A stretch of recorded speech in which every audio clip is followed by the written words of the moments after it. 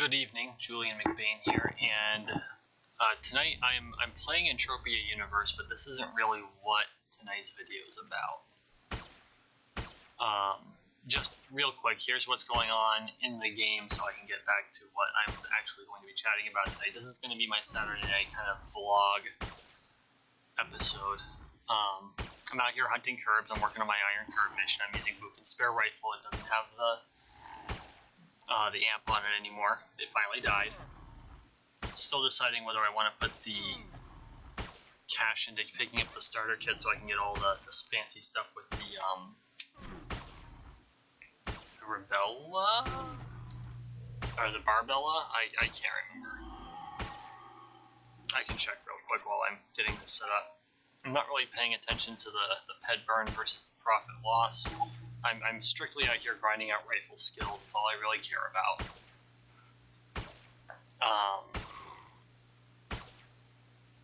But I wanted to kind of share with you some things that have been on my mind regarding,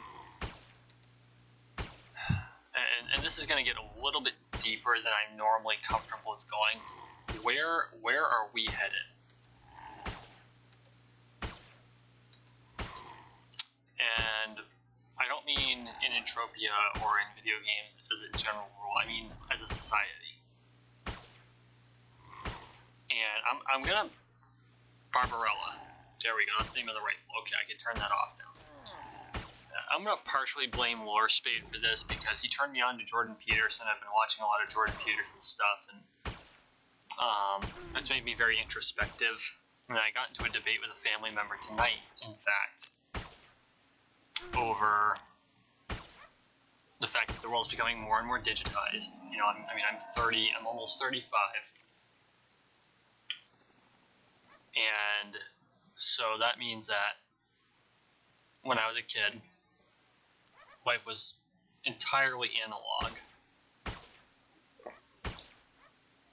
At least to start out with. And then as time went on, you know, the first computer I played on was an Apple IIe. We're talking 5.5-inch floppies. And for those of you too young to remember 5.5-inch floppies, oh boy. I think they held 500 kilobytes of memory, I think. I remember that the 3.5 inches only held 1.44 megabytes. Let's see, 5.5-inch floppy.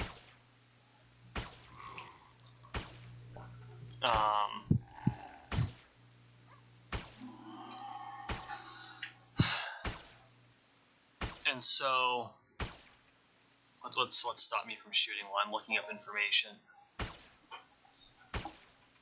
Let's see, prevalence, here we go. Oh, apparently there was an 8-inch disc as well. But it doesn't really matter. I mean, it didn't hold a lot of memory. It was big, it was clunky. They were thin, they literally flopped. Like you could whip it up and down in your hand and it would bend and make a fan. You could use it as a fan during the summer. They were floppy, that's the term. Of course, you have the 3.5-inch discs, which gives you the iconic save icon now. But anyway, so I grew up in this increasingly digitalized world where we went from completely analog VHS. I mean, I remember 8-track.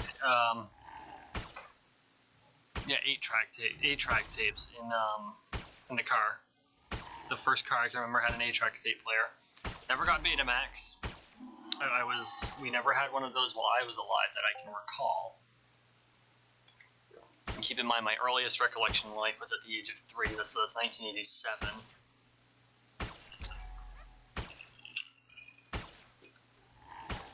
But over the course of the last 30 years, we've become more and more digitized, and that's where the world is going, right? And so I'm just trying to work it all out in my head. You know, this is where we're going, this is what we have to deal with, these are the skills people are going to need to succeed in a generation of my children. So, like, you know, what is Generation Z? What is Gen Z going to need in order to succeed? And increasingly, it's going to be computer skills and understanding how gamification works and things of that nature. And I've got a son with special needs, and he tries really hard, and I'm very proud of him, and he works really hard every day, but at the same time, he does have difficulties, and when he screws up, there has to be consequences. But I've got to balance in my brain the fact that, one, he is a child with special needs, right? So we have to prevent going overboard, but still make sure our consequences is enough. And my fear is that by taking away his biggest, the thing that really rules his life is the computer, and it's a concern. Because there are skills you need to learn that are outside of the digital space, like socialization, sharing, things of that nature.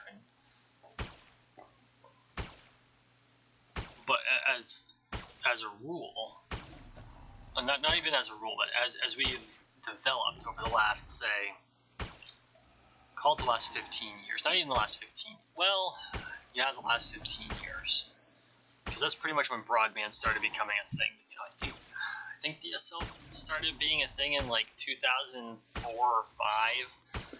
I can't remember off the top of my head, and then broadband came out. I know that we had broadband in college, like real broadband in college. I think it went well. Comparatively speaking, I'm pretty sure we were only at 50 megabits per second, and that was super fast at the time. And now I'm running on 110, and sometimes I still experience lag. But I don't know, guys. I'm concerned that without the skills of being able to live in this digital space, and I'm not just talking for productivity, because increasingly video games are becoming not only part of the culture, but part of how we interact with each other. And for better or for worse, that's the way it is. And of course, you've got previous generations who see that as a bad thing, and you've got the Generation Z who don't know any different, and you've got the millennials who are kind of in the middle, especially us older millennials who just don't. We don't have a good grasp of where the balance needs to lie. Because the younger millennials, they were from the internet age. They pretty much, the majority of them, even if it was dial-up, the world was always connected. And I remember a time when it wasn't. The internet existed in theory. It was mostly between, it was a military technology that had kind of come down to the schools and a couple of other limited platforms. But, I mean, it was invented in the 70s, so it was really in its infancy. And I remember the first time I saw public internet, it was 1993 or 4. It was GovNet, and that's pretty much all there was. That was the internet service provider. It's kind of like you go into a town and there's the barbershop and the bank. It was the internet service provider, and we still had to type in IP addresses to find a website, okay? We had a list of usable IP addresses. And it went to different colleges, and of course we had a couple of nascent non-college... Oh, crap. Sorry, guys. It was a fly. And I missed. Websites. And, I mean, that's just the way it was. We accepted, it was really cool. Who knows what's possible with this? Online gaming? Are you kidding? We were still playing Super Mario on the SNES, okay, guys? I mean... But now... we've got VR, which was science fiction when I was a child. The holodeck. And then you got the HTC Vive. The Vive actually gives you the stupid holodeck grid if you run into a wall. I mean, come on. And I know MindArc, they're developing a platform so that businesses can hold meetings in the space, in a digital space. And your productivity can be handled in a digital space. And I don't know how that's going to affect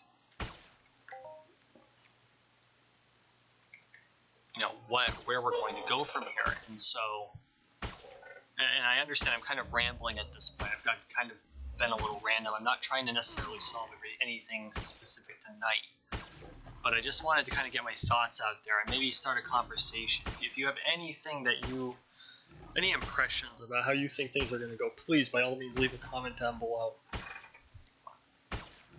Because the digitization of the world is coming. I firmly believe that. I believe in 2 generations, we're going to be able to digitize a human, download their entire consciousness into a computer, and they'll be able to live as an avatar, much like we live 2 lives right now as analog persons that have to go to a job every day and do what they do and come home. And then for those of us who are gamers, especially MMO gamers, we get into our world and we're in an avatar for a number of hours in a day, whether it's 1 or 3 or whatever. And for us, this is our relaxation time. But how much longer before, you know, even if it's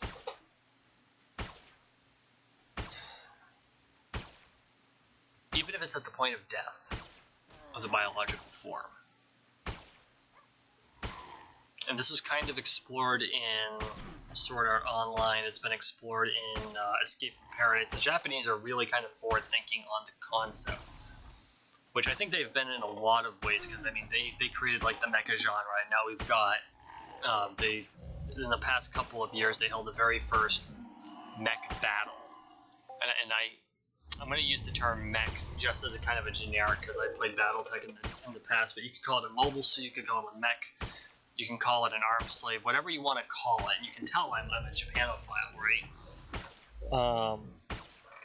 But the technology's become real, which means I have no doubt that the technology that they explored in SAO and in Escape from Paradise, where in Escape from Paradise, the general population of humans after a catastrophe digitize themselves into a space station. I can totally see that being possible and happening.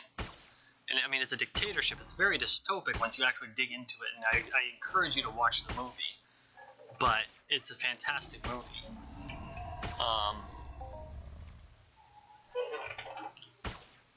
But the technology is coming, and it's coming fast. And by fast, I mean, I think within the next 2 to 3 generations. I would be very surprised if it's my great-grandchildren that are capable of completely digitizing themselves Ghost in the Shell style. In fact, I'm willing to bet my grandchildren will be able to get implants, if not my son, if not me. And there are already experiments with making the first cyborgs as people with, and right now they're considered extreme body modifications, and to a certain extent they're not wrong. Especially since the first one was this rather ugly, and I'm not trying to pick on the person who did it. It was an experiment. In a way it succeeded. But body modification to where he put a box inside his arm and it's still there and it works. It doesn't do a lot, but it was a proof of... I have the feeling it was proof of concept, and in a way he turned himself into a prototype. But it's not pretty. But there are other people who have done things like they've implanted RFID chips into themselves. And so there's a couple people out there who can just hold their wrist to a lock and the lock unlocks for them because it's programmed to respond to that RFID chip. That technology I see being within my lifetime, being mainstream.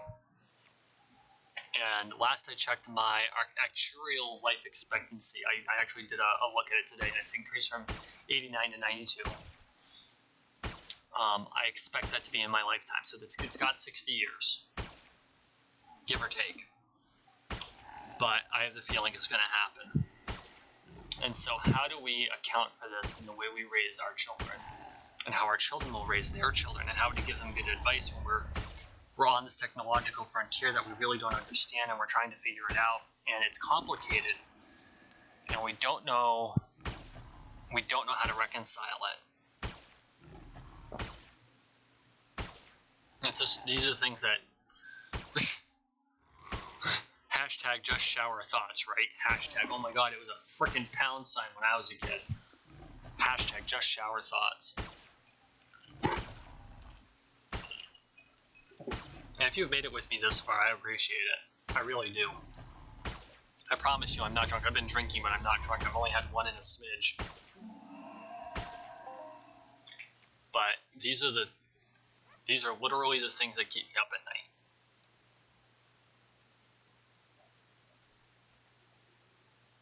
Sorry, I had to check my time there. Well, sorry about that.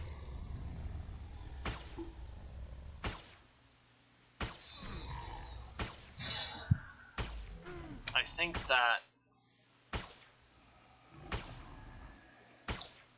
we're in a period of transition where a lot of maybe outdated models are going to be challenged. And some of them are worth retaining, especially a lot of the allegory that I think that a lot of my generation and my children's, the older members of my children's generation, like the age group that my stepson and stepdaughter are in, I only use step to kind of qualify the fact that I'm 35 with an 18 next month, with a 17 and a 16-year-old.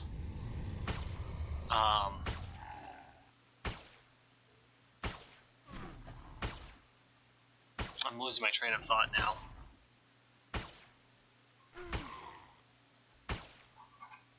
I lost it. I had a whole thought, and making sure that I determined where I was going with this actually made me lose that train of thought.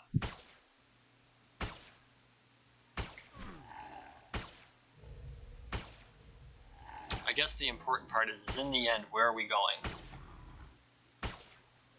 Where are we going to wind up? In a society where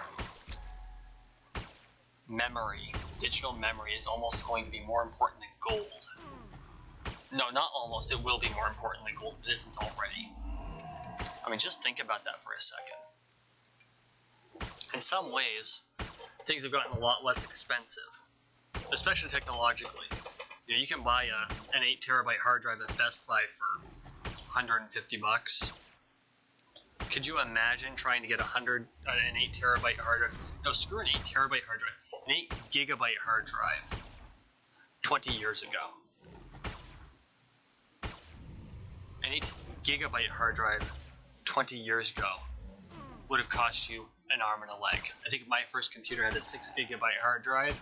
It cost me $1,200. It had Windows NE. Please don't laugh at me. It was my first computer. I didn't know any better. Hooked it up to the dial-up. I could play Diablo. I was ecstatic. 2000. First computer I bought. No, it was 2001. It was 2001 because I had just turned 17. I had my job for my first full year, and I had saved up enough to buy my very first computer. That was mine. Not the family computer, mine. It cost me $1,200 for a 2.4 gigahertz processor. It was a Pentium 2. I was so proud. I think it was a Pentium 2. And a 6 gigabyte hard drive.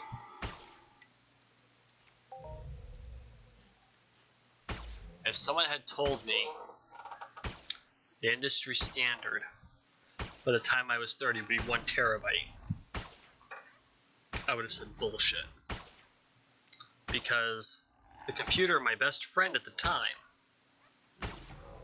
had, one of my best friends at the time had, was still running Windows 95,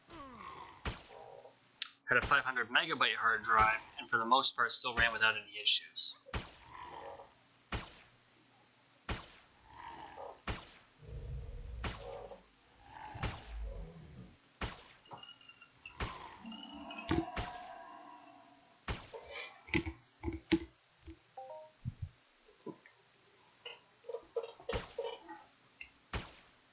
Today, if someone were to walk up to me and say, by the time that you're 50, digital memory will be in the exabytes, my response would be, that's it. Which is why I'm so scared about how we handle this.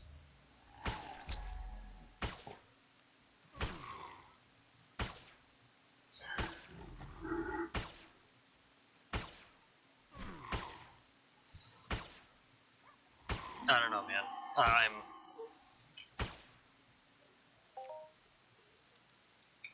I just don't know how to deal with it.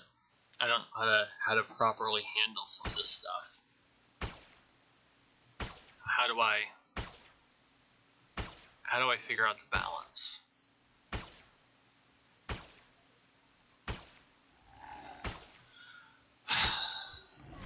And on top of it, trying to figure out my old world job with new world ways of thinking and keeping up with this channel, which I'm really enjoying. And in fact, to me, in a lot of ways, this is kind of my way to reflect upon things, because I'm here in Entropia Universe and I play other video games, and it just gives me an opportunity to kind of express myself. It's the art form that I didn't really understood existed for me until after I'd watched years of other people doing it and realizing that would be a lot of fun. I want to try it, and I'm really enjoying it. I think the only thing I enjoy more than this is singing, and there's a limited opportunity for me to do that.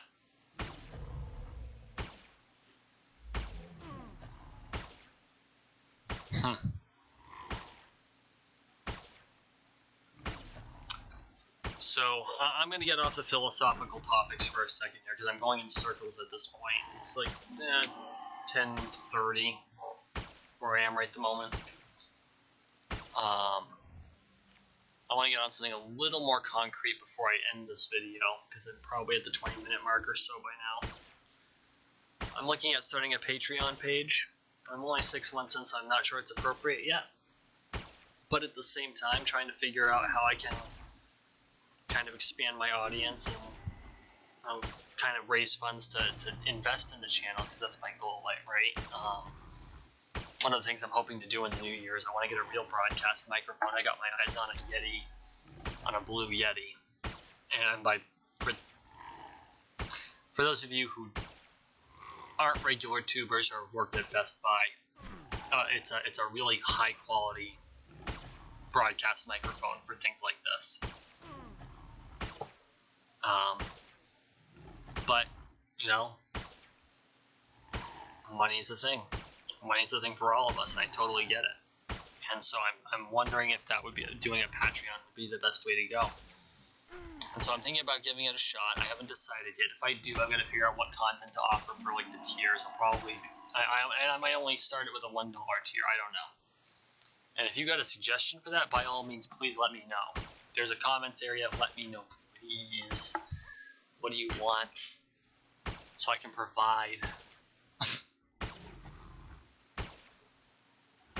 So,